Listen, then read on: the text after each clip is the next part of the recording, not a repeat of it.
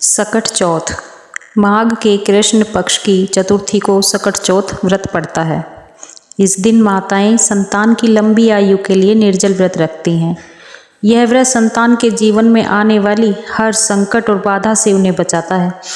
अतः जातकों को सकट चौथ की कथाओं में से एक कथा को अवश्य पढ़ना या सुनना चाहिए, जिसके लिए हम आपके लिए 3 कथाएं लेकर आए हैं। अतः आप श्रद्धापूर्वक इन्हें सुनें। सकट चौथ के पीछे सबसे पहली कहानी है भगवान शिव की कहानी। माँ पार्वती एक बार स्नान करने गईं। स्नान घर के बाहर उन्होंने अपने पुत्र गणेश जी को खड़ा कर दिया और उन्हें रखवाली का आदेश देते हुए कहा कि जब तक मैं स्नान कर खुद बाहर न आऊं, किसी को भीतर आने की इजाज़त मत देना। गणेश जी अपनी माँ की बात मानते हुए पहरा देने लगे।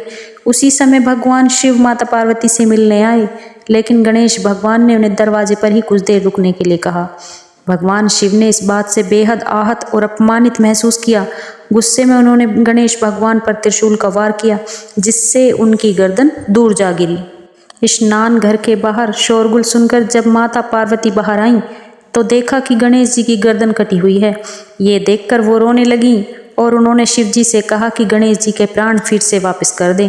इस पर शिव जी ने एक हाथी का सिर लेकर गणेश जी को लगा दिया।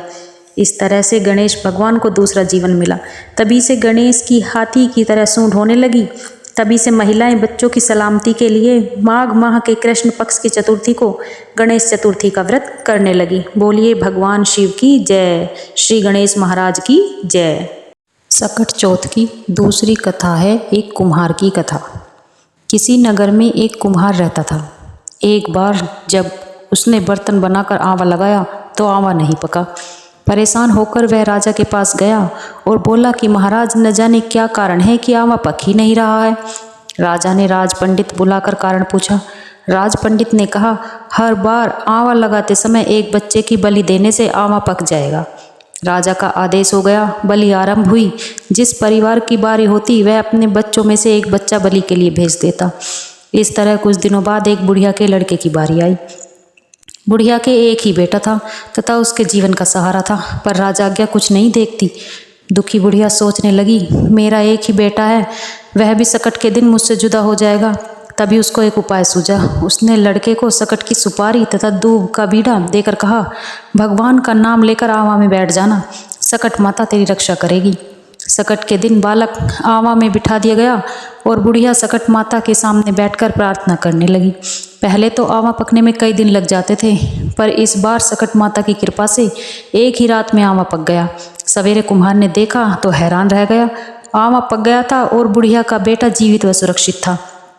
सकट माता की कृपा से नगर के अन्य बालक भी जी उठे। यह देख नगरवासियों ने माता सकट की महिमा स्वीकार कर ली।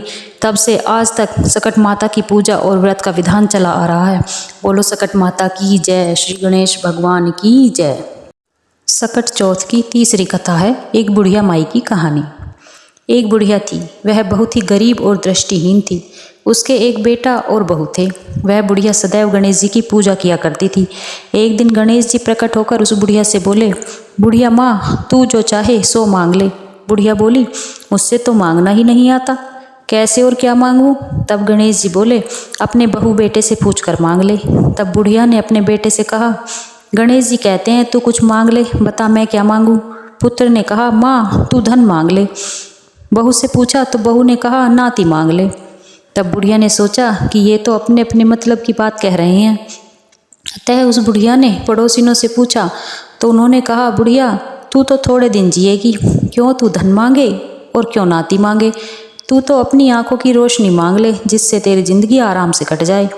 इस पर बुढ़िया बोली, यदि आप प्रसन्न हैं तो मुझे 9 करोड़ की माया दें, निरोगी काया दें, अमर सुहाग दें, आँखों की रोशनी दें, नाती दें, पोता दें और सब परिवार को सुख दें और अंत में मुझे मोक्ष दें। यह सुनकर तब गणेश जी बोले, बुढ़िया माँ, तुमने तो हमें ठग लिया, फिर भी जो तूने मांगा है वचन के अनुसार सब तुझे मिलेगा।